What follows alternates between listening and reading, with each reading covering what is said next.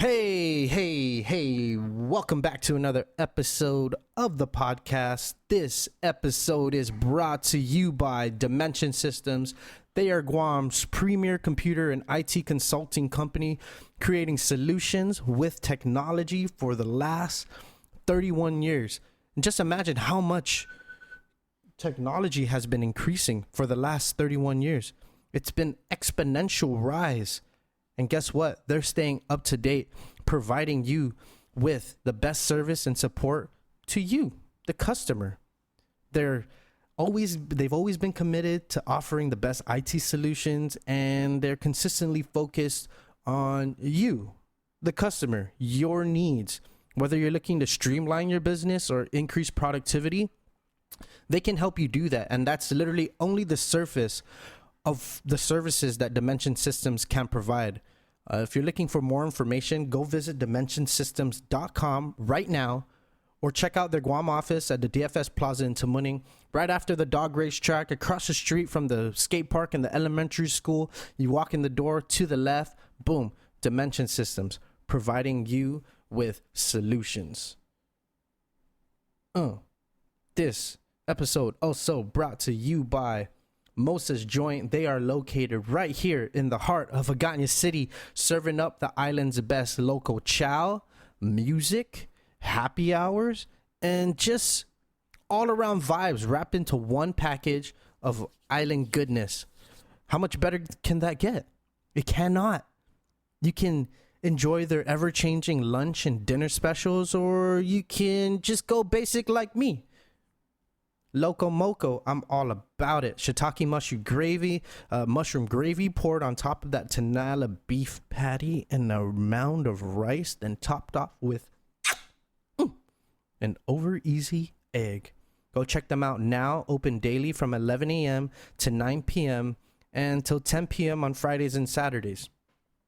Moses Joint, it's where it's at, right in Agana City. Go check them out today. This episode is also brought to you by our longest running sponsor, Stroll Guam. Go download the Stroll Guam app today, available in both the Apple and the Android app stores. And when you do me a favor right now, open up your phone and go to your app store and go to Stroll Guam, click download. And there you are now downloading the most convenient, affordable, and safest way to get around the island. They've launched delivery services, which includes food and document delivery. And don't forget to use the code RANDOM18 and save $10 off your next ride. RANDOM 18 and save $10 off your next ride. Boom. For more information, go visit strollguam.com right now. Go check it. Go check it. This episode also brought to you by Tommy's Pizza Shop, located also right here in the heart of Agana City, and serving up quite possibly the best New York style pizza on the island. You can get the pepperoni pizza, or you can go with their specialty Shroomtown pizza. Everything made of mushrooms, from the sauce to the topping. These food sponsors, man, they make me hungry when I do them. I don't know why. So go check them out on West O'Brien Drive here in Agana City, or call to order at 922-7437 and go eat good pizza. My next guest on the show, this conversation took me from San Diego up to K-Town, where I talked to David Dior, hung out with Q from Island Block Radio over in Anaheim, took him to his house in Long Beach, and I ended up in Carson City, about 20 minutes away, and I had the chance at 1 a.m. to talk to the one and only Jason J. Oh, and super excited to release this episode. It's been a while. Almost 3 weeks since the last episode was released. So the reason why it took me so long is when I first got back, we had to prepare for the typhoon, and luckily we were spared our brothers and sisters in the CNMI weren't so lucky. So as much as you can, go ahead and send your prayers out to them, and thoughts and wellness to to them up in the region, the northern region. So, and then the power was out, and now we're here, and I get to release the episode, and I'm super excited. I was in Carson City. We were over at Chaz's studio, where Common Kings and Sammy J recorded their albums, and I ended up staying there for 3 hours. The conversation's about a little bit over an hour, but I ended up staying there for 3 hours, and we just talked, shot the shit, listened to music, and just really connected on different levels. So I hope you guys enjoy my conversation with Jason J. He is constantly hustling. This is his studio time, 1 a.m. around 11 p.m. to about 6 a.m. And this is his hustle time. And so I just want to thank you, Jason, for lending your time to me and sitting down with me in the studio and shooting the shit and getting real, having open conversation. So enjoy this conversation with Jason J on Master Random. Check it out.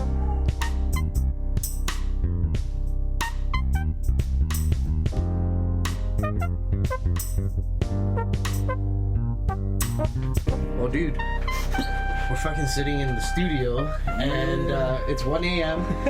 and dude, I've been going, so it took me 3 hours to get up to here. I didn't understand California traffic, bro. Yeah. Until I was driving in it today. I was like, what the hell, dude? What time are you driving? Dude, I left San Diego around 3. Yeah, San Diego. And bro, it gets pretty fucking just pretty packed, congested all the time. What? Oh, you started already? Oh yeah, absolutely. Yeah. Oh. It's all good.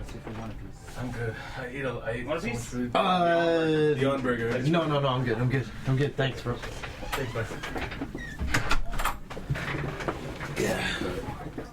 Yeah, dude, the drive up here is crazy, and I've been on the road, just going, and I don't know where I was driving. I drove to Long Beach, and then it took me through some industrial area. So are we sort of in? What are you using, Waze? No, I'm using Google Maps. Oh, okay. Yeah. Like, can you get here from the freeway, or is it just... Yeah. Because it took me, like, through... Maybe because I was already in Long Beach, so it just took me, it's, like... I mean, I'm the wrong guy to ask, because I use Waze, I just follow, like, the direction... Dude, you've been out here... How long have you been out here already? I think I'm going, like, 8 years, bro. 8 years? And you still don't know your direction? I just don't put it... don't look at the map from a larger perspective. I'm just, like... So I just use my phone, and I take, like, direction at a time, and sometimes it's just... Like, the moment I catch the direction, it's gone. Right. I don't know. You don't. And that's a flaw for sure. I mean, you can easily get lost, right? Yeah, I know my general direction from enough of my regular routes. Like I know how to make it home from regular routes. Okay, without maps and stuff like that. Yeah. I'm talking about like even like the random gigs, like you know. Oh, okay. If my phone dies and like I don't have a charger, I'm like, bro, I'll see you guys like tomorrow or something. So before you moved out here, dude, you were 8 years ago, 2010. Yeah. Damn, that was about the time that I moved back. So yeah. What was 2011 actually? Was the time that you moved out? Yeah. And so I guess for people listening, we should just go back to where it all started. Yeah, totally. I mean, I barely get to tell the story. Dude, it's like you wrote a couple hits, and that I was literally just telling somebody, I was like, dude, it's music that people just hum today. You know, it's like you just hear someone humming, like, what are you humming? Right? But for you, I mean, where does your musical background come from? Musical background, I mean, no one in my family really took the music route. I'm the first one, so it was hard to get that. Siblings, like none of your siblings. Or my mom forced piano lessons on my. No, I'm not gonna say forced. Not forced, Ma. I love you, but you know, my mom really wanted to, knew that'd be a good thing for them, but they didn't really want to. You know, so I would hear a lot of complaining from my sisters, like I don't want to practice. And are you the youngest? I'm the middle. Okay, so I just have 2 sisters, and I'm the boy in the middle. Okay. And I was always kind of I was always kind of rebel to like in my family system. Like I was always kind of guy like just doing something different, and it wasn't really approved. But I would just like at home. So my sisters were taking piano lessons, and my dad is like a karaoke champion. You know, like he just had a really good setup at home, and he would just jam like those magic mics, and just you know, he did good in his own thing. So like I would just like sit in my room, and then I started playing guitar. So the inclination comes from your dad's side. Yeah, like I guess you'd say the melodic side. Yeah. Just my dad, but no one else in the family. Like my dad's a sailor, and like now he's a harbor pilot in Guam. But I was the first one in the family to like pursue, like make music serious. Yeah, serious. Yeah, exactly. So did it start? Did you start as a musician first, and then you started writing, or have you always been writing? Because the way you write music, man, honestly, your words, the way you express the words, and it's almost like you're there. You know, the way I feel it, the way I've listened to it, I'm like, shit, dude, this guy's describing everything that I would exactly feel or see during that time.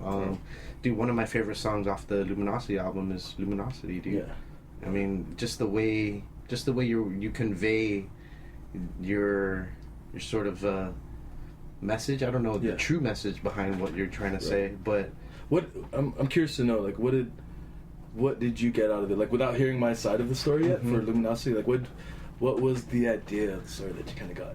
Like, how did you perceive it? Fuck, in a general I don't know. term, I guess you can say that when I listen to it, it's you're always looking for the light in darkness. Yeah. That's, I mean, it'll never go away, right? Right. And rising into the It's morning. always part of it, yeah. Yin and yang. So I guess that's what I took out of it. Yeah. Through darkness, you're always looking for that shimmer. Right. Right. Exactly. But yeah, I mean that's a general idea for it, but like I don't know if we should get into it yet, but that song is written for my daughter. okay. So I have a 7-year-old girl. Her name is Stage Ella. She has cerebral palsy. Okay. So I guess is that jumping far ahead? But, No, it don't matter. Okay. It don't matter. Okay. We can Alright. we can even backtrack. But yeah, so it was a medical malpractice case back in Guam in 2011. So I came out here for music school. I went to MI in Hollywood, and my lady was pregnant. She was in Guam for the first portion of the pregnancy, and then she came out here, and she stayed out here. But then she realized, like, I was in Hollywood, bro, like in the smack dab in the middle of Hollywood Boulevard. In moving in From Guam. in the hustle. Yeah, exactly, from Guam. So like, and How hard were you hustling when you moved out here? I mean, you were going to school, yeah. and then how much were you gigging, at least?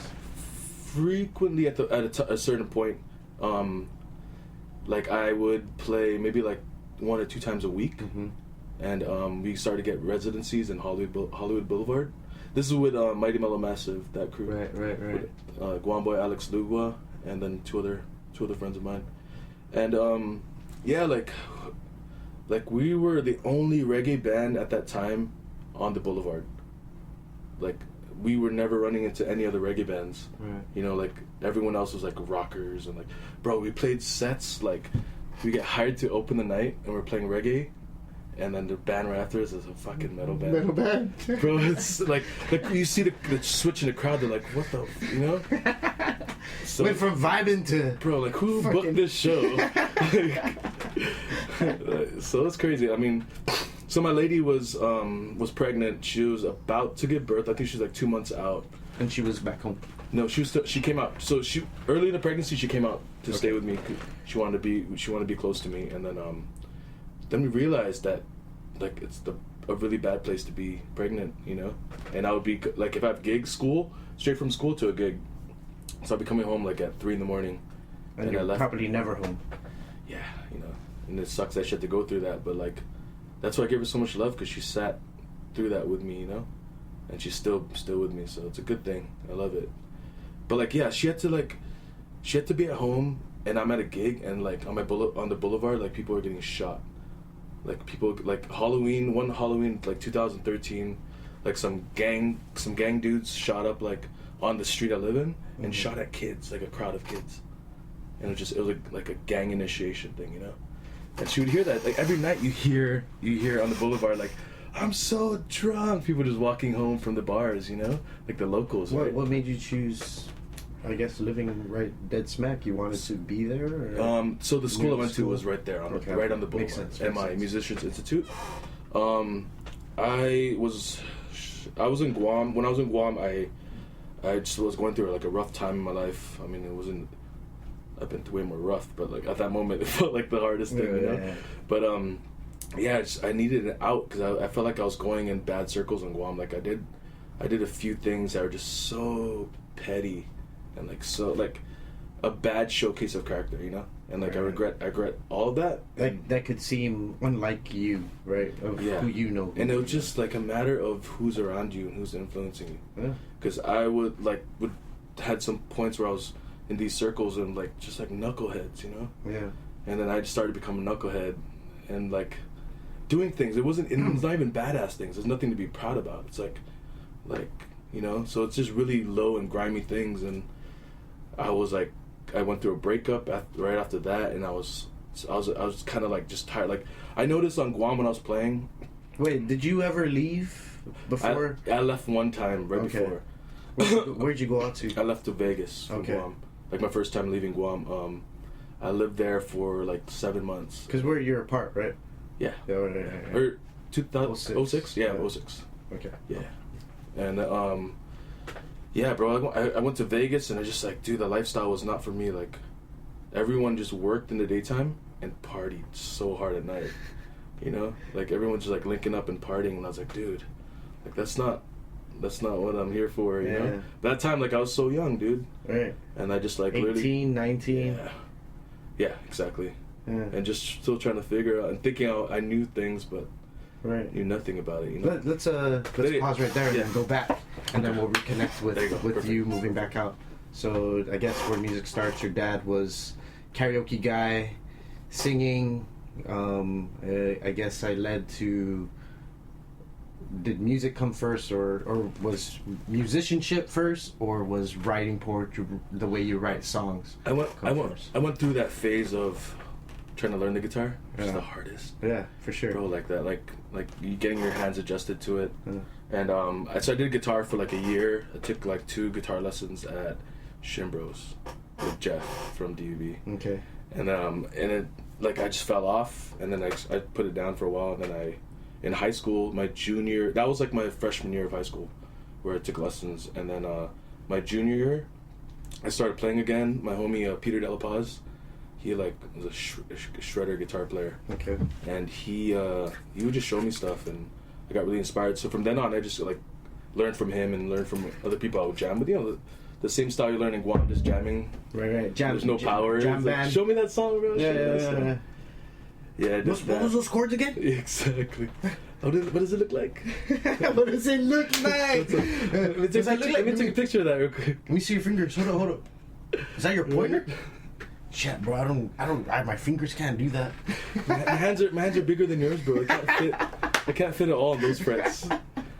Yeah. So I mean, like I put it down for 2 years, and then started picking it up with Peter Del Paz, and that's when I got really passionate about it.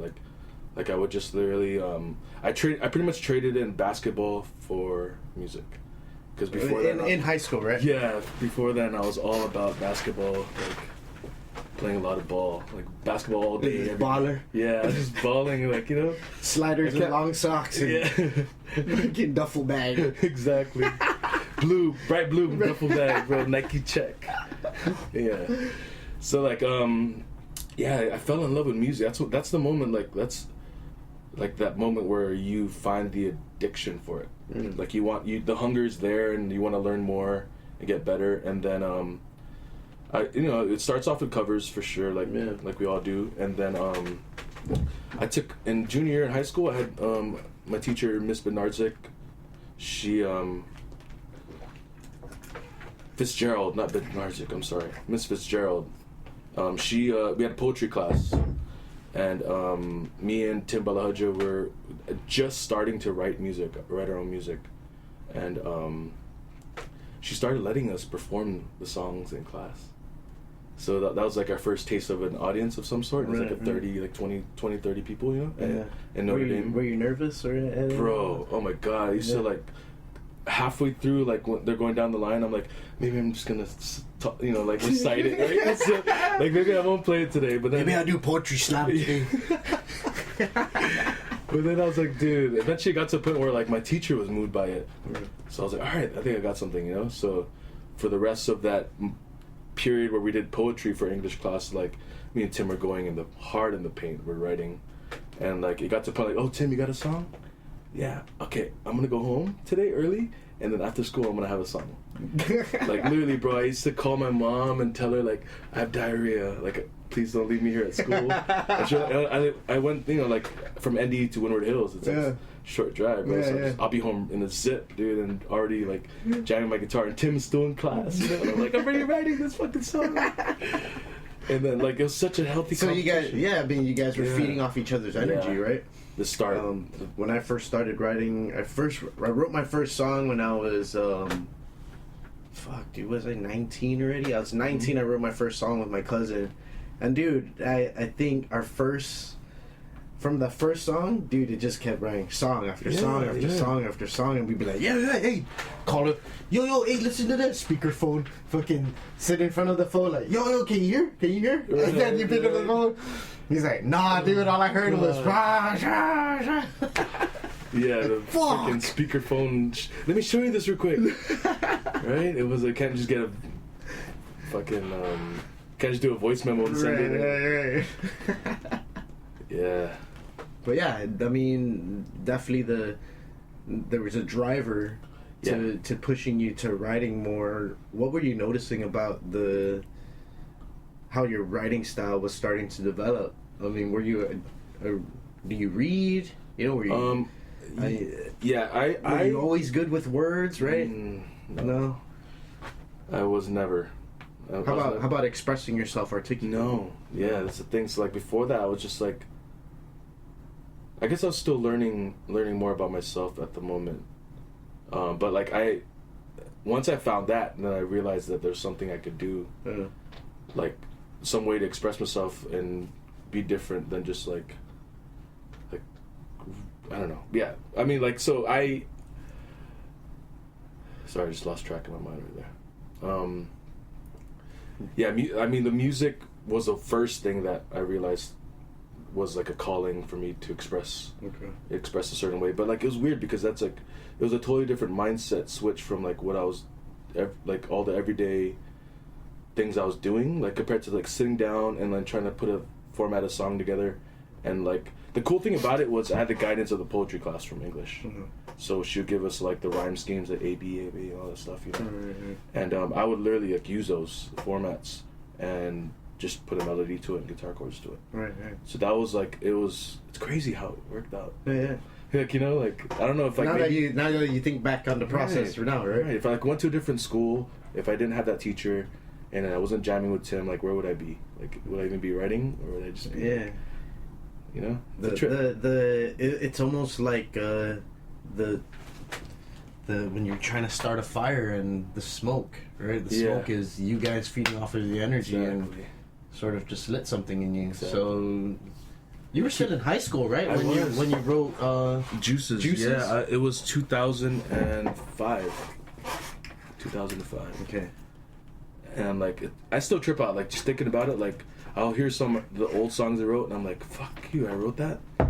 like it feels so far, like so many songs ago. Yeah, you know. Where did you record it at? I recorded it in a friend's house behind the Caravan Jonia. Okay.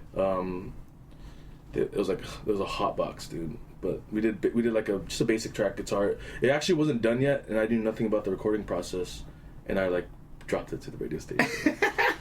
They're like, bro, it wasn't done yet. I was like, I thought it was, you know. I thought it sounded good. Yeah, I was like, oh my god. You just send a unmixed, unmastered, right. But it's only 2 hours. I don't know. Still, right? And then like Julia Santos and Chris and those guys, like they brought me into the studio the late night over at KOM, and then we just like did like a cleaner tracking of it, you know, and that's the one that's on the radio, other than the new version. Yeah, I like the new version. I like what you did with the new version. Yeah. I kind of want to like. It feels evolved. Yeah, exactly. Right. But I had to start it with like the acoustic. Right. You know, so it's almost like, oh, there's that song again, and then the drum beat comes in, and even like the mix itself was like it was a different take. So like, it went from like a raw voice in a room to like a process, more like cleaned up vocals. You know, so like, it kind of lifted it up right when the beat comes in. Yeah.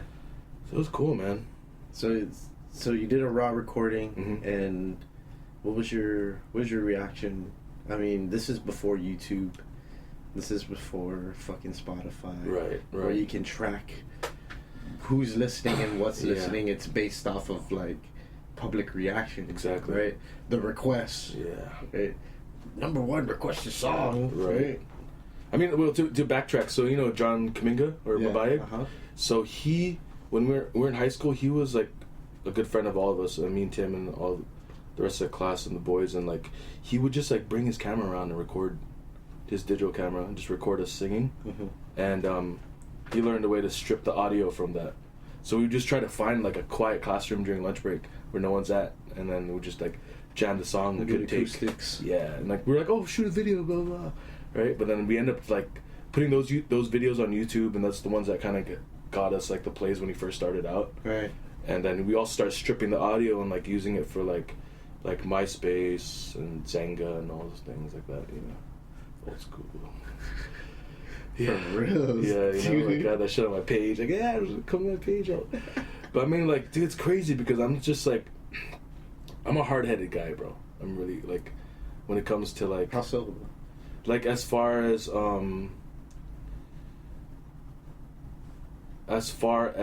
like knowing the right move to make, at least before, like back in the day, like I would just carelessly just go through the motions, but like it wasn't very planned out. But things like people would help me in certain ways that got me to where I am. Let's see. Like if my homie didn't record those videos, like I don't know, that shit really helped me out at first. Like for the people out here in the States who are watching, or like, you know. Yeah, but that was 2006. Yeah. 5 or 6. Yeah. YouTube was still. It was a baby, but the thing about it is there weren't the advertisements and there weren't as much bullshit videos. Right. So you didn't have to filter. So I would like, when my homie started uploading that and I would like go on YouTube and check it out, like I was typing acoustic reggae and like some of my stuff would pop up with J-Bug first coming out with his acoustic sessions, and like I would see Anohea, and like it's like crazy, bro. Like, you know, like they were also doing that at the same time too. Right. I just took way longer for the rest of the music, you know.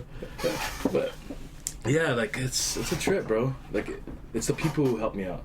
Yeah. Because the people that came into my life and are still in my life, or some of them not, but they helped guide me, you know, a certain way, and like kept me in the line. Because if it was just all me, I would probably make the wrong move every time. Right. Yeah. So you leave Guam, and then you decide Vegas isn't it for you. Yeah, my sister was already there. Okay. Too, so it was one of those easy moves. Thinking it was an easy move. You're thinking, right? Yeah, bro. Like, so I was just in Vegas, like first tried out the medical marijuana in Vegas, and I would just smoke and jam guitar. Actually, the funny thing about when I first got to Vegas, I lost my voice for a month because it was so dry. Like I was never used to that, and I went to Vegas and I was like, bro, I can't sing anymore, and I got like really fucked up over it, dude. Like I was trying to sing it. It's like you tore your ACL or something, right? Like my voice just was not used to it, so like I literally lost my voice for like a month, and then started to come back, and then like I realized that Vegas was just a bad place for me, you know. Like I just felt like I didn't want to just do that. I didn't want to just work and then spend my money on partying and a good time, you know. It's like it's like living for the next good time. Yeah, living for the weekend, dude. Yeah. It's like it's. How were you able to keep the musical drive when you moved back to Guam, right? It's easy to get sucked into just the chill life in Guam, right? Right. It's like everyone's chilling, I'm just gonna chill too. Yeah, I mean, and that was. I did a lot of chilling, you know, and I think it was just like what kept me in was the love for it. Yeah. Like after I write something, I'm like, holy shit, I just wrote that. Yeah. Like, you know, like, and that's like the love, the excitement about writing. Were you like, playing? Were you playing at all? When I was you moved playing there? so much, dude. I was playing a lot with Dinaj. Okay. Just in the bars all the time, you know, the beers on special, and, Yeah. like covers all night, like, you know, and I still do that out here every now and then, but light on special. yeah, dude, like, and they don't want to hear your music. Yeah. They want to hear you sing like all the covers, like, Right, the hits, right. you know. The stuff they know. Yeah. So it's like that out here. Yeah, so I mean, like, what I've come to see is it's there's like my viewpoint of it. There's kind of like tiers, you know, like starting off, you just try to get a show, and then the next level is those bar shows on the regular, and they call you.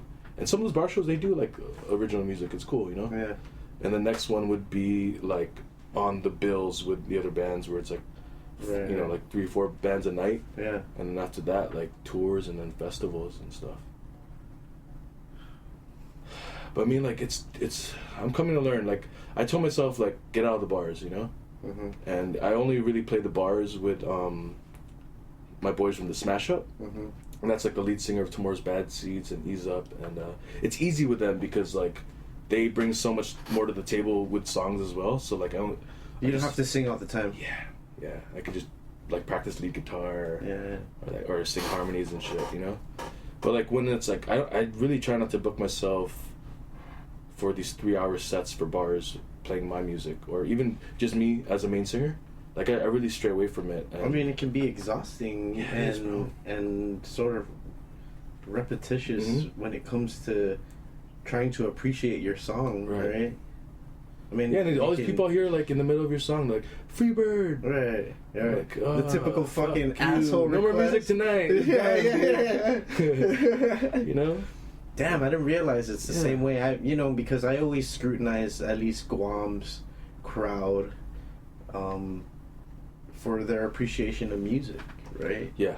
And I was just mentioning to Pete from Tribal Theory that it's a little different on Guam when people listen to reggae music, and I think the rock community has the best crowd because you see all those rock bands and their fucking friends are rocking right up there with them. Yep. But you go watch a reggae band, They're all distant. everyone's just kind of like in the back chilling, Yep. and then it takes just that one couple to be like, well, fuck it, fucking go Right. dance, and then all of a sudden it's a packed floor, and then But what a and lot then of it dies, and then a lot of musicians think like, oh, play cover to get them crazy, and that does work. Yeah. But it's like that crowd being packed that night is like not your doing. Like you just played the music of someone else's song that they knew, you know. Yeah. But where's the power in that? Like the power is if that song is yours. I guess in the artistry, right? In the artistry viewpoint, which has always been like the thing I always try to hold on to the most. You know? Yeah, bro, those bar scenes can suck you up, dude. Yeah. I've been sucked up a few times. I got sucked up Bro. for about 2 years. We were playing four, almost 5 nights a week, Yeah, dude, and yeah. that was like bars. And then acoustic, Yeah. and then fucking some baby shower Yeah, or bridal the shower. one-offs, right? You know, fucking But company. those pay the better ones. Yeah. Company party. They're Yeah. like, hey, so want to play at the company party? Yeah. How much we gonna charge? I was like, let's shoot for 7. You're like with a question mark. yeah, 7. Yeah, bro. Yeah, dude's good. Shit, we just should have done 8, bro. But I guess that's a good, and It's a starting point, though. But I guess that's I shouldn't be so harsh and scrutinize it. Yeah. It just makes me feel like there was no real appreciation for the Yeah. music, that people would want to play their original music. When we were playing, we played covers, but I wrote a bunch of songs, and we were playing like my original stuff, and in between, like it's scattered, like you gotta like coax your original shit Yeah, into bro. like some fucking banger that you just play. Like, know. all right, play the banger, then we'll coax in the Sneak it fucking, in, like, yeah, fuck that. this is the original song. Real quick, hey, Everyone this goes to get a original- drink at the bar. It's like, oh man, I should have played that other song by Sublime. Yeah. Yeah, bro. Like it'll suck you up, and I've been sucked up a few times. So it's like my viewpoint on it. Out here, you mean? No, in Guam. Okay, I mean, okay. out here, I just got sucked up into it for like 2 years, but dude, it was making me money. Like, Is it pretty good paying? Just Yeah. Would to have a full band. Yeah. And once you start getting into like playing some corporate gigs where it's like we played in the middle, not too long ago in the middle of World Market. It's like a Ross but more culture. Right. Okay. Right? Okay. Yeah. They have like all kinds of It's stuff like- from Asia, and it looks like rustic. Yeah, sort of, exactly. Like brown. It's like, why is everything brown Right. here? so we played the grand opening. Like they set us up right at like the beach patios area, and so we like there's like people walking around us looking at price tags right behind us, you know. But like, dude, they pay so well, and so it's like when I'm not doing anything, and my homies hit me up like, "Are you free to do this gig?" And I'm just like, "Yeah." So I just go and do it and make some quick cash, and those pay even better than the bars. Yeah. But like, bro, it's a starting point, you know. And I get a lot of times I get frustrated, and I'll get bitter at the idea of that, because I know that I've been putting this much time in for it to be better than that. Yeah. You know, like, yeah, just gotta write your own shit, man. Yeah. I guess before we You can still- continue, yeah. before we continue on that track, let's backtrack to when Right. you know, you said there's a starting point, and your starting point was in 2011 when you moved back, right? Before your lady moved, and Starting point. I the guess starting point, I guess, to move playing out here, right? Oh, To yeah, getting yeah. yourself Yeah, into okay. that sort Right. of stateside circuit. right to Hollywood. Right. Yeah. So I mean, after Vegas, I went back to Guam and I stayed there for like a year, and then I decided to take the next step. So so coming back from Vegas, I started getting in a few bad circles, and Okay. doing some things that were like just really low of Socially unacceptable. Yeah, totally, bro. Like, and I've learned so much from those mistakes, because they still like when I'm out here, I'm like thinking like, don't be that guy. So like I've actually learned to just try to be a better person, you know. And like even if I don't like somebody, like just kill them with kindness. Yeah. You know, like you don't need to fucking try to Be the bad cheap or shot them or fucking, you know, like whatever, like, you know, it's like, and I'm seeing how much better like that is with the relationships out here, because coming out here, like you get to start clean, and I just felt like on Guam, like my record was just getting dirtier and dirtier because I was just making wrong moves, and that's me. That's just like my choice, you know. Yeah. Like, but like I had to switch it up. So I was in Guam and I was going through the circles after Vegas, and I went through a bad breakup, and I remember like I end up on like a MI advertisement. There's a fucking what's that? Musicians Institute. Okay. It's all hype, by the way. I mean, it's a good school, but it's like they rape all their students. I mean, I you know, I went to school, so. Yeah. But it's just a corporation, you know. It's a good school. There's a lot of knowledge to be learned. They have a lot of good teachers, but anyway, what was getting to that?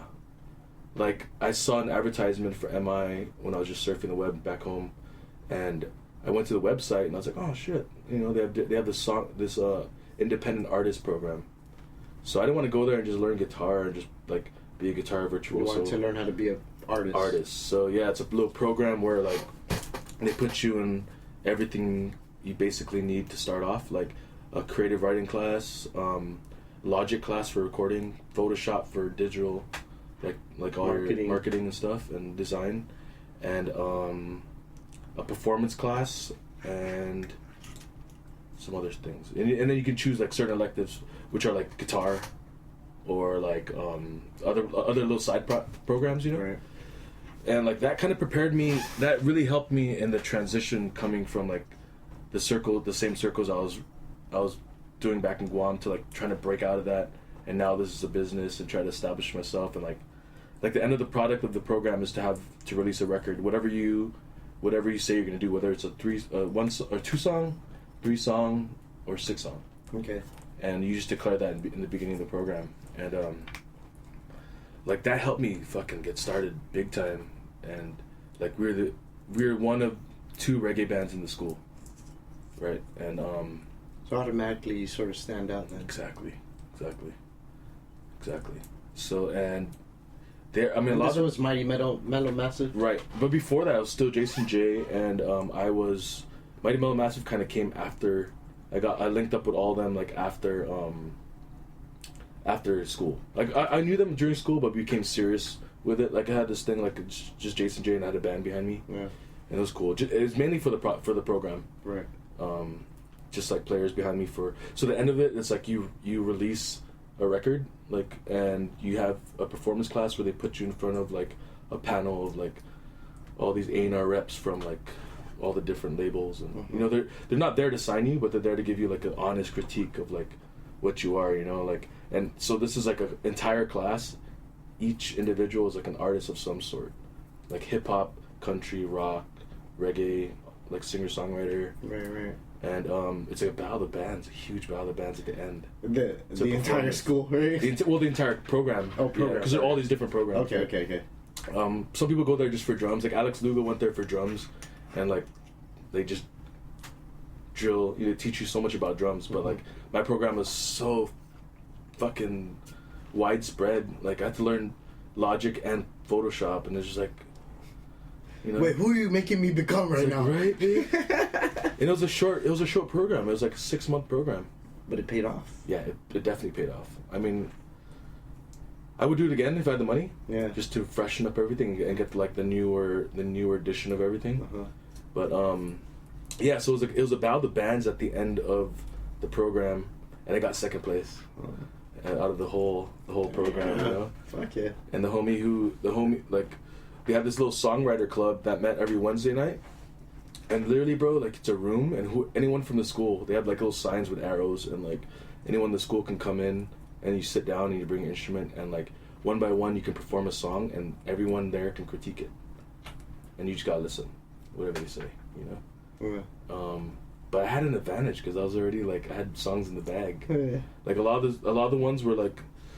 A lot of them were artists already, but like they were still trying to figure out what they wanted to do. Or I even had some like homies that are trust fund babies. Really? Like, oh, I'm trying to be an artist, you know? And they come in there. Oh no, I'm just trying this course out. Yeah, but they get swallowed up, bro. You know? So it's like, yeah, like. Well, you had a real drive. Yeah. Compared to them. Yeah. Like I already caught the writing bug, and like wanting to like show the songs I wrote. Yeah. You know, and like a lot of times, like I did a lot of busking in Hollywood and performing, like just like making chump change. Because then I was living broke all the time. Like, when did your real confidence come out in you, in the music that you write and the quality? To be honest, I don't think it's fully there yet. I think I'm still learning. I'm really timid. My confidence, as far as like, I don't get scared to show my songs because I'm so proud of them, and I'm happy. Because you know the work that you put in. I know the work I put in, the time I sat down with it, you know. The time alone, that's a thing. Yeah. To sit alone with like a busy mind that's just like trying to, like, dude, for me, like, it's like a scramble, and I'm trying to like fish through a scramble, and like I'll pull like one thing out, and it's like, oh shit, and I'll try to write that, you know, and like keep fishing again and keep trying to pull something out to finish a song. But like, the hard thing is like I'm coming in out here to the States, and I have I sat down with like Bo Napoleon, and he's a fucking beast, like a songwriting beast. He wrote Alcoholic and Waiting in Your Water for Common Kings, and a bunch of like other songs. Did a lot of Tribal Theory songs too, and like this guy, him and Chaz like knock out like 2-3 songs in the night. Oh man. Yeah, and like they're all like solid, you know. Yeah. And with me, it's like I'm used to like sitting and scratching away at the paper like hours. Yeah, hours. One song. And exactly line by line, you know. And I still get through it. Why is that though? It's just the critical side of me. The critical, like I've been talking to them a lot, and it's like the homies think that it's like, as when you're trying to write the song that's trying to come out, you can't put any thoughts of like, that sounds lame or blah blah. Like, I'm already putting a filter before it's even left my body. Right. You know, like you have to like just let it flow on paper, and then you let the whole body come out in a general blur, and then you just fine tune it. But like I have this thing of like going line by line. So you're not just shit out words and then. Yeah, I can't see those. I can't stand those words. I just shout out. Dude. Like fuck. That's just fucking. You know, like I like working line by line, but that comes with a lot of frustration. But where does the thought process like come into? You know, is it between the lines or is it By more? lines. Yeah, it's crazy to think about it because a lot of my songs have come from a line and then the idea. Is it always like messages for you or? It's different things. A lot of times I write about the what's currently going on in my life, and I get wrapped up in metaphors a lot. You know. Yeah. Your use of words is like I said earlier. Right. Man, it's just like you. It's You- it's overkill metaphor. Well, yeah. I mean, you can put emotion into the words, and you can make the people feel Right. exactly what you're saying. Right.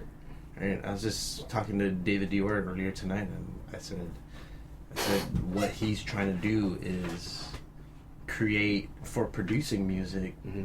is create emotion before the words are added. Right. Right.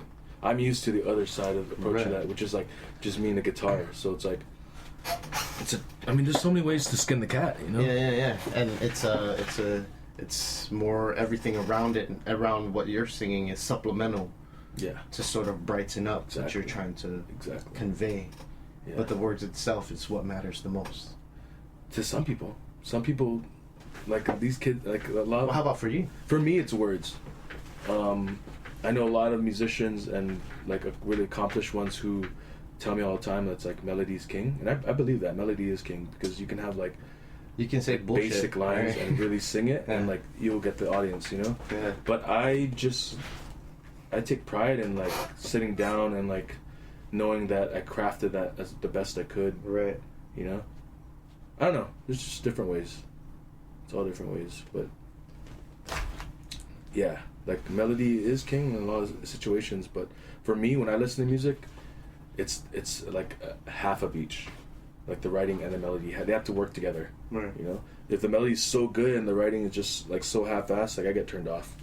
You know, now it's like, oh, you're a dope singer, but I don't respect the pen as much. You know? Like, you got those crayons, like crayons. You were right in that mindless. Right. Just putting down words to put down words. Yeah. But I mean, like, it well, works. I It mean, works. but that's where the true artistry Yeah. comes from, in you, right? Mhm. Yeah.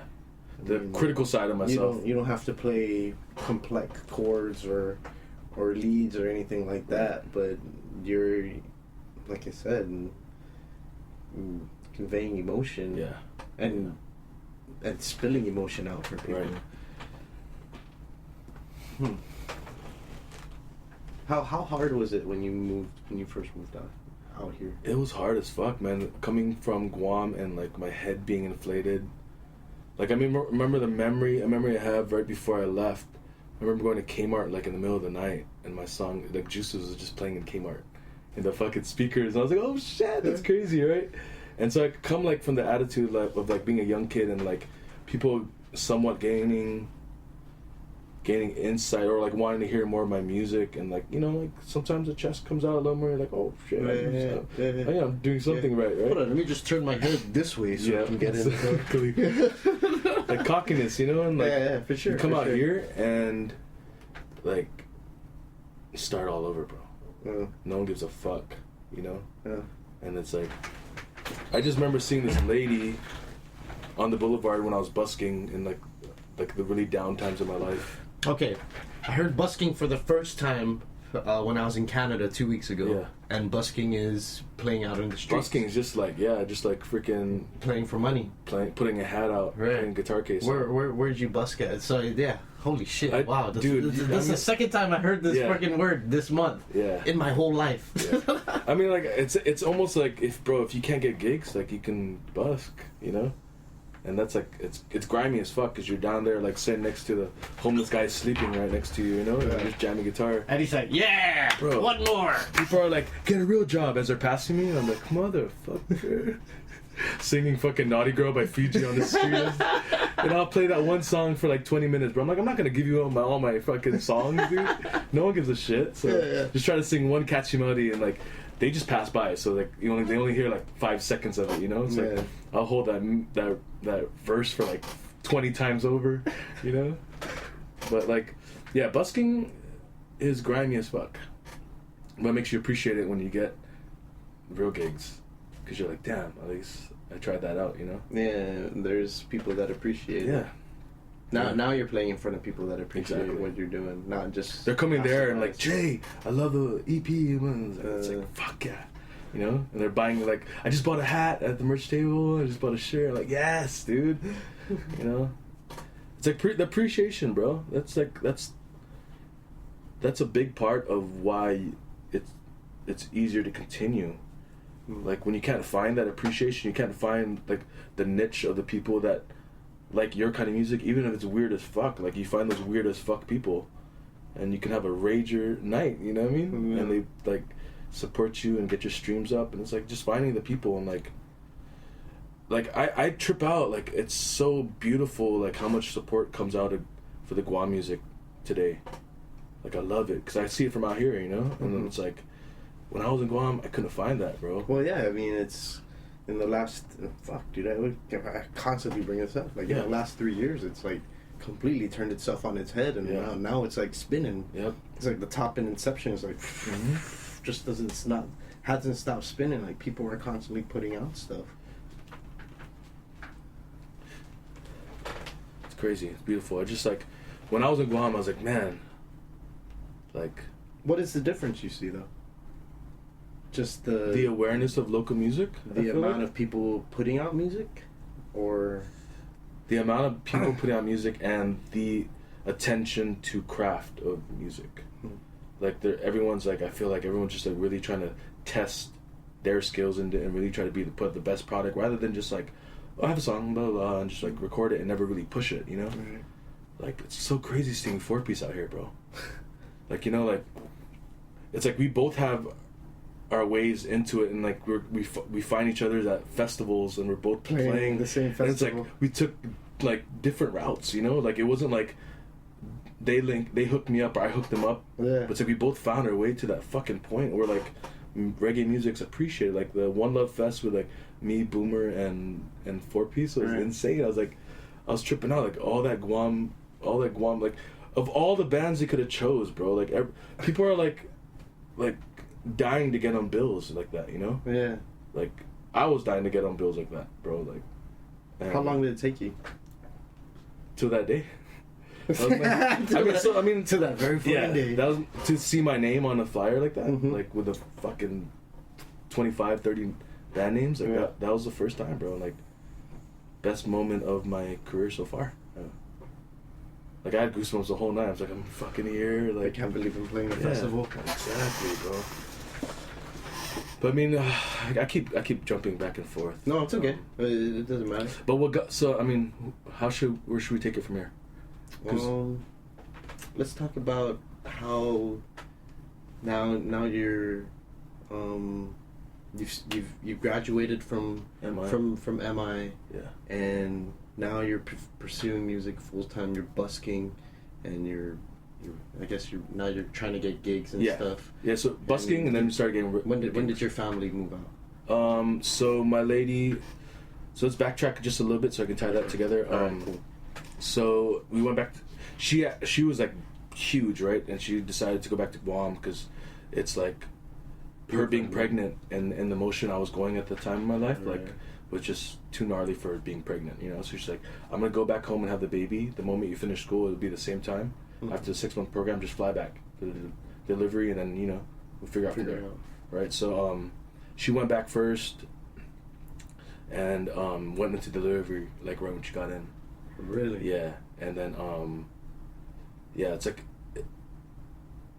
it was crazy because I remember being in Hawaii and getting a call from my lady's dad saying my daughter came out lifeless, like blue and pretty much dead. So they resuscitated her, brought her back, right? But like in Hawaii, getting a phone call like before I catch the flight, like, oh, before I left LAX, it's like, oh, she's going into labor. I'm like, fuck, you know, I'm trying to get back as soon as I can. I get to Hawaii and it's like your child is lifeless. Right. And I was like, and then I get back on another plane ride to Guam, and I'm just like, the whole time I can't communicate, and I was like fucked up in the head, you know. Yeah. So I mean, it was a. It must have been. Yeah. Mind bending, just being on a 7-hour flight. Yeah.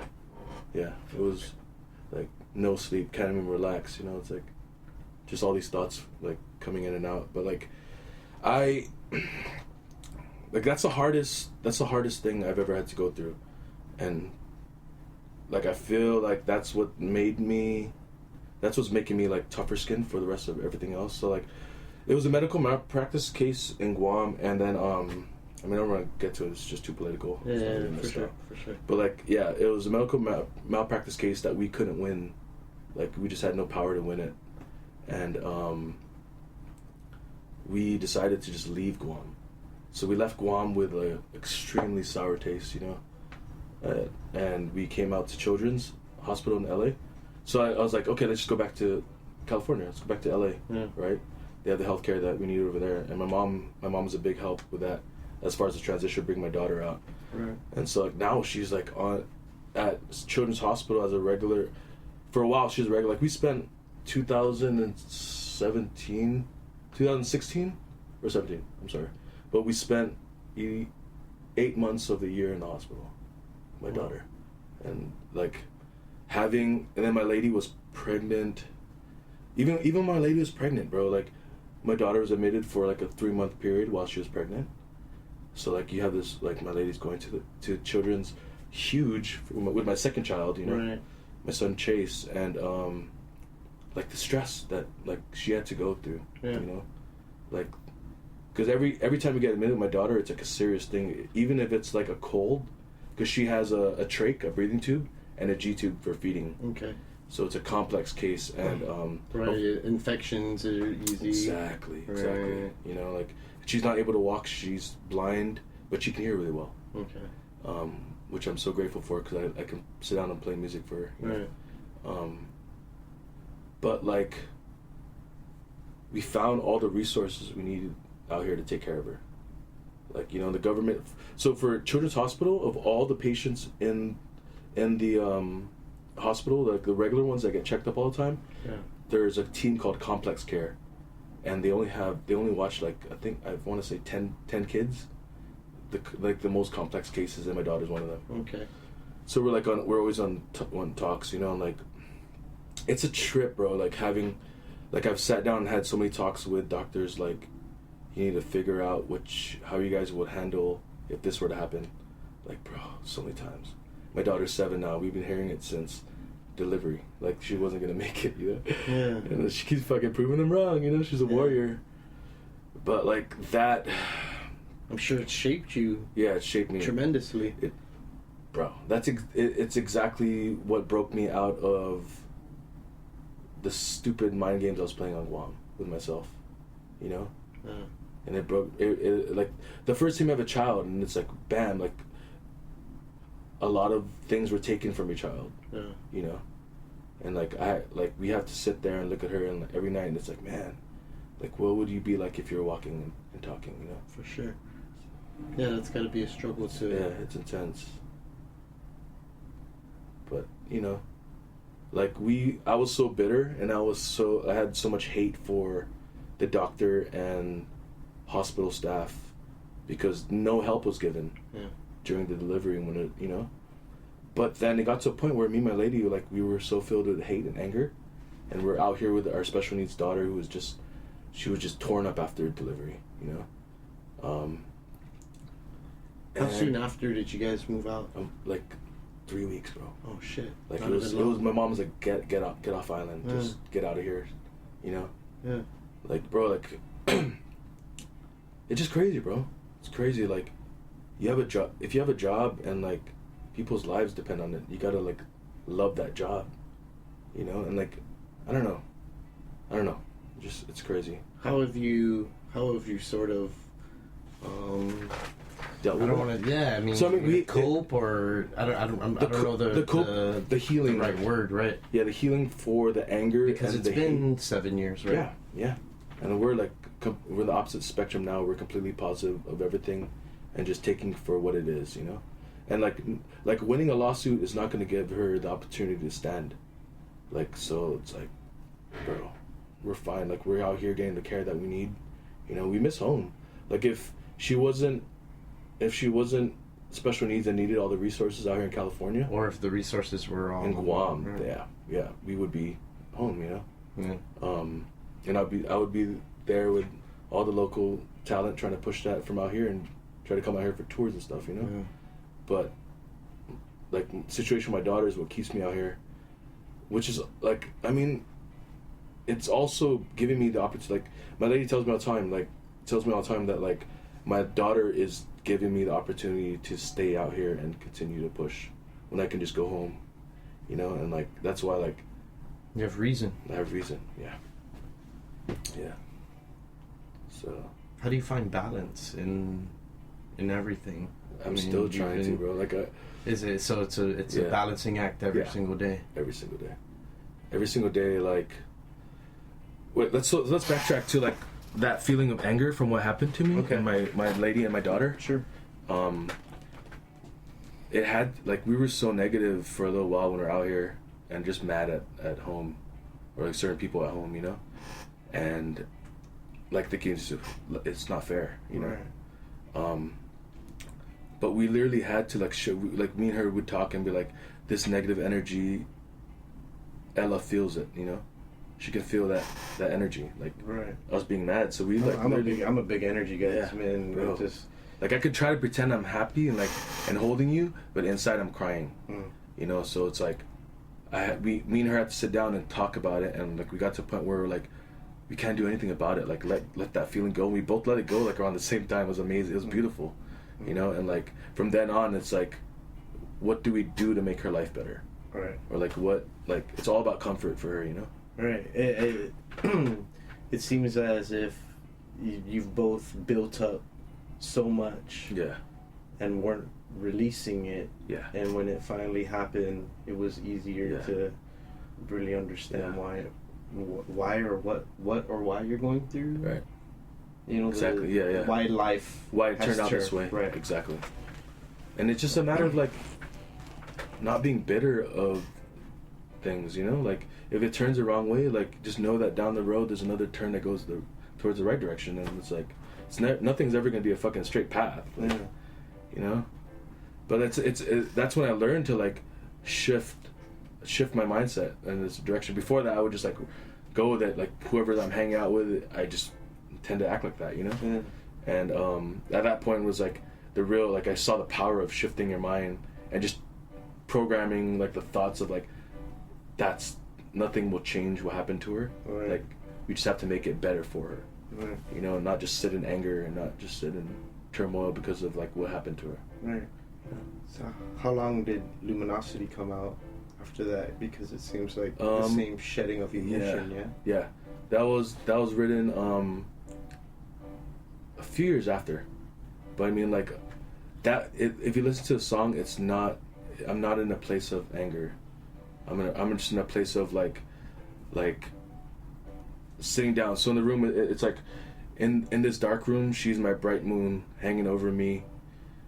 And like when it goes to, I see her flicker through different pictures. That's my lady on her phone, like in a dark room, like while my daughter's sleeping, and like you can see like the light flashing through, you know. So, and it's like the chorus jumps to like the sun comes up too soon, and like my daughter's the metaphor of my daughter's the moon, but like everyone telling me that like she's not gonna live past a certain age or that kind of stuff. It's like when the morning comes, like she won't be there anymore, you know. And it's all the time that I wasted like thinking that she would be there the whole time, but like she has to go, you know.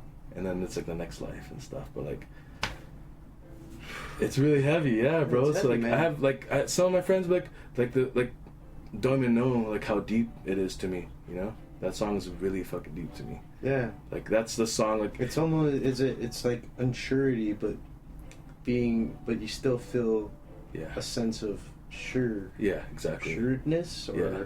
It's like not knowing what's gonna happen, but knowing definitely that this life ends, and some of us in different times, you know. And the hard fact that me and my wife have to like think about that frequently of like when she won't be with us anymore. Every day. I mean, it's not like you're anticipating, but it's almost like it's an unknown. You have to prepare your mind for that, so you're not like Like my biggest worry is when that does, if that does, and when that does happen, it will happen, but not. I can't put a time on that. Right. If that were to happen, like the void of that not being there anymore, like how would me and my lady react? Because like we come to a point where we're accepting of it, but when she's gone, like will that be filled? You know, like we have our other son, of course, and it's like she's taught us so much more. Like for the time being, like the moment she was born, like we were like hard lessons were thrown right at us, and like we had to make changes and things, you know. So like, it's crazy, bro. You know, and that's what I currently like. That's part of my thought process is like time is just moving, and you have to move with it, or get left behind, bro. Yeah, you know. Yeah. I mean, and it's a. I completely agree. I couldn't agree more. It's like a calm rush feeling. Like I gotta be like chill with it, but I have to remember like. Yeah, man, dude, I grew up around death all my life. You know, since I moved back to Guam. Since I moved to Guam when I was a young kid, I wasn't born in Guam. Yeah. I've always been around it. You know, so my understanding of what death is like different from most people that I know and talk to, and because you're seeing it from it's almost like an establishment point. No, I was talking to Polly Eric the last time I had Polly Eric on. We talked solely about death. Yeah, and what I said to him is that, you know, when you're around something so much, I feel like numb is like a wrong word to say, but it becomes normalized to people who are around it for so long, whatever it may be. I mean, not only death, dude, it can be even like fame. It could be fame. Fame, yes. Right? Yeah. Like you lose the glory in it, or I mean, it's so. But then you get a sense of understanding, right? Because now my family, I'm not involved with it anymore. Yeah. But my family still is completely, right? So, but my general understanding of it is like, people don't see it the way I have seen it. Yeah. Right? And so frequent. There's people that I meet who are scared of it. There's people who are like, nah, whatever. But then, you know, now you're put in a situation where it's like, not the anticipation of it, but it's not really anticipation, right? Right. I feel like that word is missing from my vocabulary. It's knowing, for me, it's knowing that her lifespan tendency will be shorter because of the trauma that she goes through, and so like you see the manifestations in her body from the brain damage, you know, because it's suffocation. That's what it. Okay. So it's suffocation. It's like a lot of gray matter in her brain, but like the brain tries to rewire itself and fix itself, especially being a child. Right. But it doesn't always find the right path to that wire, like the ending of that wire, you know. Okay. So it's like it programs itself in a certain way, but it's like my daughter had this thing, bro, like where she always got cold, like really cold, where you have to put like heaters on her, and she's just chilling. And really cold, and then she went through a switch where she got really hot and didn't get cold anymore, you know. It's crazy, bro. But it's just like knowing like that manifests in her body, and then that stresses her body out, you know. So it's like that, all that stress. I mean, they always say stress is a killer, you know what I mean? And like if you know, it's hard to see a child go through that when there's people out there who just like don't care about their bodies, you know. Yeah. Heavy, bro. It is very heavy. Yeah, thanks for yeah, man, I rarely get to talk about it. And you know, it's like there's a lot of families in Guam who are in my same situation, but they don't have the help or resources, you know.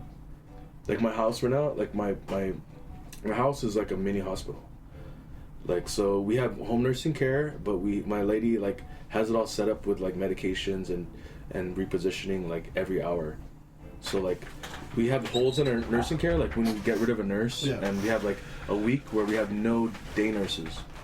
So my lady's going to nursing school now, so I straight up just like I'm daddy daycare all day, but hospital setting almost, you know, like there's certain procedures where it's like sterile gloves and like, bro, like I don't even smoke weed in the daytime. Yeah. Because like I want to be on top of that. Like, you know, like when I go music, I'll go, you know. Can't be forgetting shit. Exactly, bro. You know, and it's like, it's a trip, man. Like a lot, and the families back home, like, I've always wanted to start like an organization for that, where because like, dude, the amount of help that my daughter received from just like the proper wheelchair and standers, and like literally when she was younger, like she had a crooked spine, like at that degree, and now it's straight from proper wheelchairs, bro.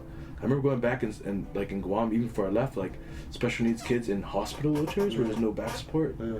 You know, they're literally like crouched over, and that just shortens their life even more, bro. Right. Like all their organs are affected. Right. You know, so like that's one way. Like I definitely want to give back one day.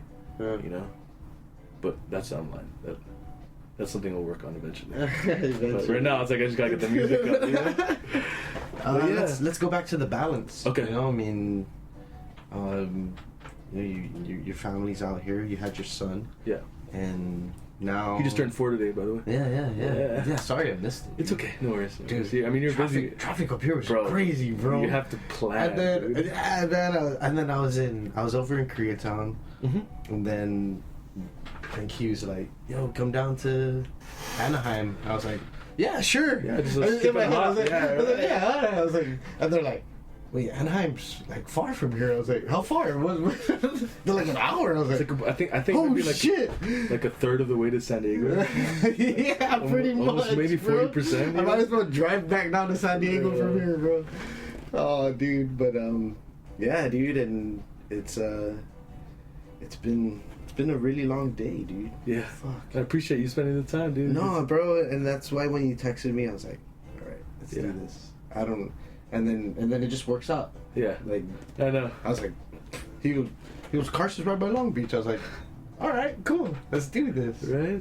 It's perfect, bro. Yeah. Okay. So yeah. So balance. Balance, right. You work a day job. I work contract work building post-production studios. Okay. So like I do like Like movie sets and shit. not movie sets, it's the post side of it. So it's like the mixing. I build like stages for mixers, Mhm. stages for color correction. Okay. I mean, don't get it wrong. Like I'm not like the mastermind. Like I'm just like the Teddy and the other guy are like Teddy Solis and the other guy are like the masterminds behind that. You know, they just put me like I do a lot of soldering, pulling wires to like panels like this, but like and just You're like the doer.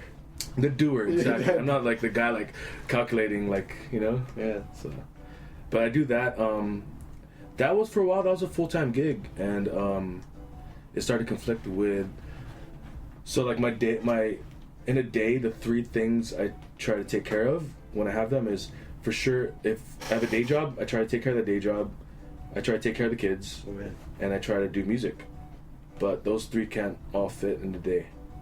So the first thing that goes is the day job, because music, like, I'm balls deep in the music. You know? Me, like, that's why I'm here, and it's like, what time? It's like freaking 2:00 in the morning, bro.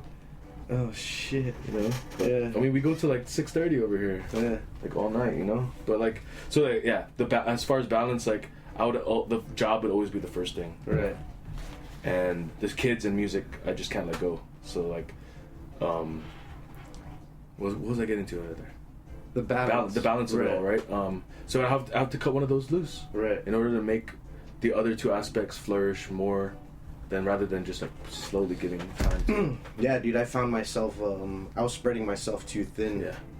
I got into a whole bunch of shit earlier this year, and I didn't take care of the shit that I needed to take care of before getting into other shit. So when the time came around, It's like you want to do things. yeah, know? you really want to, like, you feel like there's not enough time in life to like do shit, that you start doing everything that you possibly can, and then all of a sudden you're like, fuck, why am I so fucking like spread? Like, Yeah. I can't do all these things, Right. you know? And yeah, I found myself in that sort of situation and out of balance, and it's important to cut things out of your life that, I mean, dude, you could have been doing it for the last fucking 4 years, but unknowingly you didn't even know that it's fucking you up, you Yeah, know, or yeah. it's that it's not an important aspect of your life. So Right.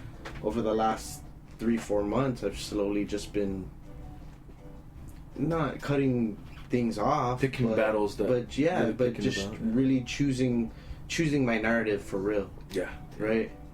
Yeah. How And that's the do I fun want- thing about life, right? Is Yeah. that we have that option, like, at least in America. yeah. But we have the option, you know? Like, so why not fucking take advantage of it? Right. But yeah, like, it's not enough, there's not enough, there's only 24 hours in the day, bro. You know? And a lot of things take 8 hours every day, you know? Yeah. So it's just a balance. Like, I'm still trying to find that balance. But it's like just putting myself in two things at the moment, which is my family and my music. Right. And just hoping that I can keep both of them happy, you know? Because I'm gone. I mean, I'm gone from home a lot when I'm not. If I'm home, I'm home, you know, and I'm with the family, and I always make time for the family. But Yeah. when I am gone, it's like You're here. I'm here. I'm doing music, you know. But I have to pump this too in order to do something that can Yeah. help down the line, you know. To do the hit, make the hit. Exactly. How often are you creating? I'm chucking away all the time in a certain. I'm always creating. I'm always trying to fish for stuff, but I do deal with a lot of dry spells. And then the one song comes in, like, oh, okay, I can still write. But like, I've also been focusing a lot on like other aspects of the business, like designing merch and designing like the look of what I want to release and that kind of stuff. So I do a lot. I've been dabbling a lot in like digital illustration too, like drawing and stuff. Right. It's like a nice twist off. If I'm not catching anything musically for a day, like, bro, just draw something. Like, Right. switch your mind, but you're still like pulling from within, you know. In a artistic mode. Exactly. Still making something happen from nothing. Right. A blank canvas. Yeah.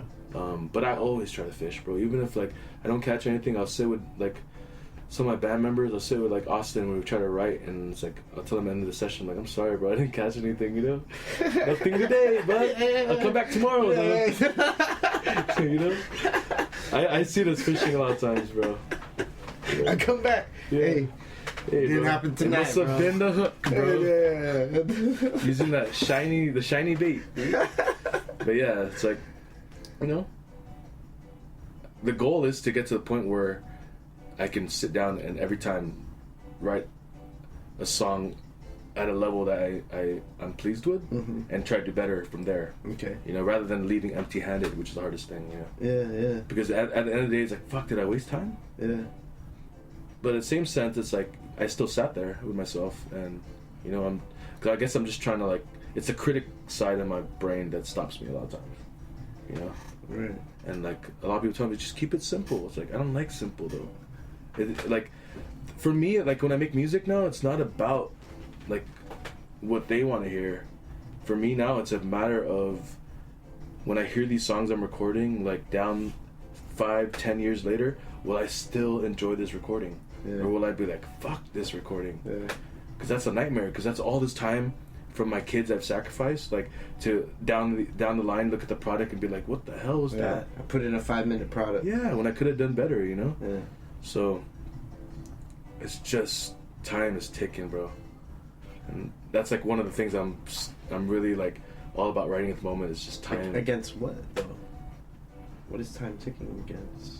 Our time here, but coming from the perspective of my daughter, Okay. as well, right? Because Okay. that's time away from her, Okay. and people telling you Understood. that she won't live as long as I will. Understood. You know what I mean? So it's like yeah. coming from that perspective rather than like, I know I hear a lot of points of like time just being, like time doesn't really exist. You know, it's just a man-made thing that we created, or you know, Right.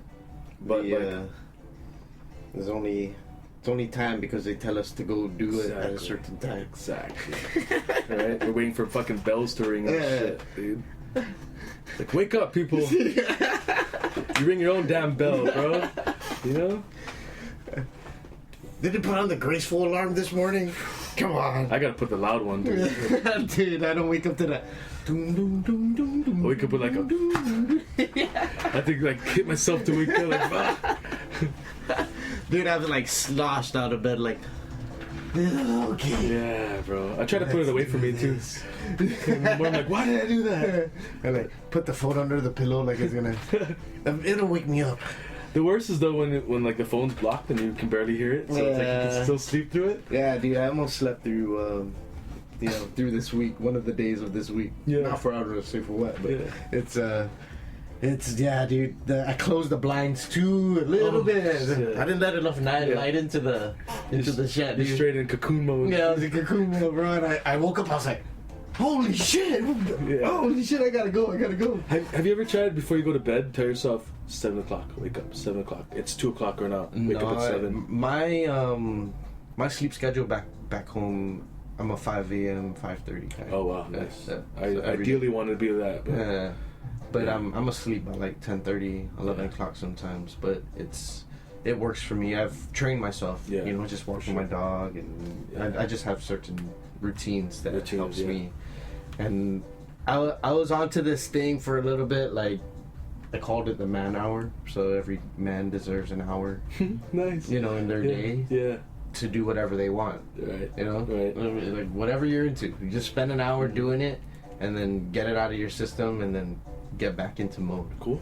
Cool. And so that was sort of my 6 a.m. to 7 a.m. because Nice. everyone's sleeping. Yeah. You know, everybody's dogs walk. Right. Everyone's good. The fucking house is quiet. Yeah. You know, and now it's just time to myself. So it's Yeah. usually the time when I do my podcast. Oh, Like, cool. dude, The editing. You know, yeah, the post production. The hard work. The Yeah, hard work. bro. The fucking hard This work. is the bro. easy stuff, right? The yeah, capture. yeah. Yeah. Like driving here is the hard part. You know? Right. I love, bro. I'm such a night owl, bro. I love the idea that majority of the people around me are sleeping. Yeah. So I just feel like there's more creative energy in the air that's untouched for the Yeah, day. well, I guess there's the noise, right? The noise Yeah. levels are down. Yeah. Right? No one's calling you. Exactly. No one's texting you. You're not getting random fucking phone calls from Exactly. whatever it may be. Yeah, I think, and that's why I use that time in the hour too. That's a nice time though. That's a good, healthy time. Right. Like compared to what I'm doing, bro. But you know, Yeah. this is the time that you've allotted for yourself Mhm. to do this.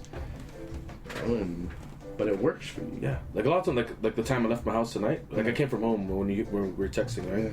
Like it's a normal time for me to leave, bro. The kids are sleeping. Like Yeah. you have a home nurse. Like, all right, Yeah. I'm out. I'll be back in the morning. I'm gonna go create. Yeah. Exactly. What do you do when you've run into a creative block and the juices don't flow? That's the side of me that's the hard-headedness, because I will sit there sometimes and pound it. Even though it's not coming out. Yeah. And then, like, you know, like there's that saying where it's like you can't force it. But when I get to a point where I'm feeling like I'm forcing, I tell myself like, it's hard, bro, but like, why are you gonna stop now? And I'm still pounding at it, you know. Yeah. And I don't feel like I'm at the point where I'm forcing it. I'm just trying harder to get to it, and I'm Right. not getting to it, you know. Right. But yeah, like drawing and like just trying to get inspired. Like the wrong thing to do is go on social media and try to find something from there, because I'll catch myself doing that. Like, inspire me, something inspire me. And it's like Where's the meme? Give me you're the looking meme. through all that stuff and you're absorbing everything you're seeing. You know, it's like, Yeah. it actually pulls you farther away from it. Like social media is such Like how the hell did I get into basketball clips? right? I was looking for a song, man. Fucking watching some diesel truck peel out. Like, what the hell is this, dude? How did I ask for this? And then I shut my phone in frustration. I was like, fuck. But yeah, like, yeah, It's quite the process. yeah, though, it's bro. quite I the mean, process, and that's why it takes so much pride in when it comes out, because I'm like, fuck, dude, the mental stress I endured to get that song out. You know, they don't know. No one really ever cares about that. Yeah. But I care about it because fuck, I have to fucking deal with it. You know. Yeah. And then even like the half song ideas, the beautiful ones, like you see these ones where like are so beautiful, and then you can't find the end of the tunnel, or you get caught in like a metaphor, Right. and you're like, bang, bro. I've lost so many songs, bro. Like just like half songs that were like gold ideas, you know, Yeah. like gems. It's like I didn't really all Apparently the way. not, right? It's like you catch that Marlin, bro. It's like over there, Yeah, coming yeah. closer, and it just snaps the line. It's like, okay. Go home and try to sleep good. Try Right. to at least, but I mean, everyone has their ways of like when you get stuck in that. But I go the hard-headed route a lot of times. But the important thing is to have like people that around you that can like give you their look on it, and so, it's a trip. Like some people don't even look at it that way. Yeah. Like it's not hard. Like you know. I've been listening to this other podcast called "And the Writer Is," Okay. and it's all like these writers for like 30-time #1 Billboard charts, like writers, and they write for all these artists, you know. Yeah. And it's a trip, bro. Like, cause like some of these people can just literally every time go into a room and come out with a banger, and undeniable, you know. Yeah. Some of us just have to fucking keep striking. So. Fucking strike the iron. Exactly, and then some people try to fake it, and then that's the one. No one has to say it when someone's faking it. You can feel it. Yeah, you can hear Fuck, it. that's the second time I heard that Yeah. tonight. Just a podcast earlier. Yeah. You know, David was saying, I can tell when someone put in half-ass. Yeah. You know? Yeah. I listen to it, and as soon as you listen to it, and then you can tell when it's junk. Yeah. There's no soul or whatever, you know, whatever it is. Right. Whatever The artistry's not there. It's just putting something down to put something down. Yeah. It's important, man. I mean, I know we touched on it already, but the Yeah. artistry and doing whatever. I mean, just with this. I mean, Yeah. I don't necessarily consider doing a podcast art, but Mhm. I've had to develop a craft for conversation to. Exactly. That's art in itself, though. You know, Yeah. to keep it going. Like this is really easy for me. I was like thinking, like, what are we talking? I told myself, just tell it like it is. Bro. You know, don't try to dance or anything. Just to explain like how my life is the way it is. You know, it's the easiest way. You know? Yeah. Write the song the way that you want to hear it and the way that it resonates with you. You know, and it'll resonate with people. Right, and when you start doing things to satisfy others, that's when you sort of lose the passion for it or the want to. Yeah, but I to mean, keep some on people can keep going, bro. Yeah, that's very true too. Some people are just fucking workhorses. They're all different. There's no template to it. It's a hard thing, you know. There's no template. Yeah, as long as it's you're evolving every day, right? Yeah, as long as we grow. It's a trip, bro. Yeah. You know. Shit, dude, let me see. We're good in time. Bro, Is that we're too good on time. Yeah. Went over an hour already, so Nice, it's nice. Alright. let's start. I know you got limited time, you know, It's all good, bro. and it's late, It's a dude. pleasure, yeah. Fuck, bro.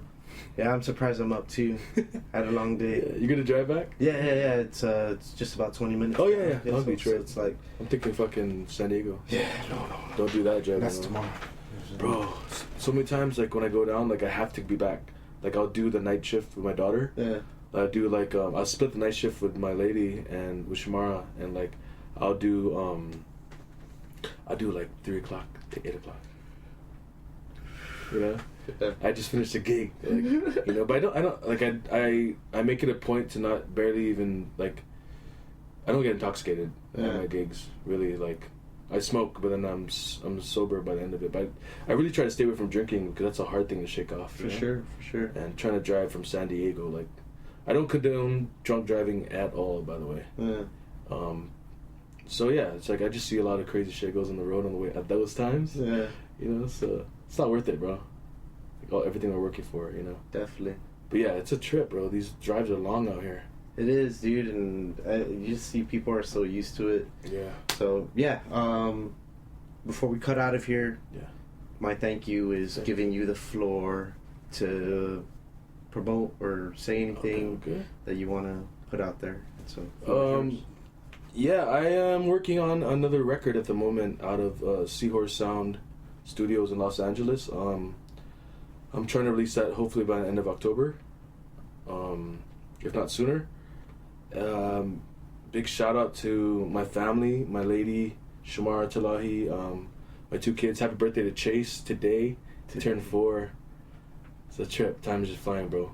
Kids are like a constant reminder, though. That time flying. Like it's an hourglass at home, bro, or like like a time like this. Like I don't know, it's a trip, you know. My mom and dad, my band members out here, all my musical friends. Yeah, I got Guam boys on my team. I'm grateful, you know. I got Austin Saralu and Nate Titano, and then I got my boy Riley from Hawaii, and bro, I'm still here chugging, and I'm not stopping anytime soon. Thank you, bro, for having me on. No, thank you, bro. I'm glad I was able to make it out here. Keep hustling, bro. Keep doing what you're doing, and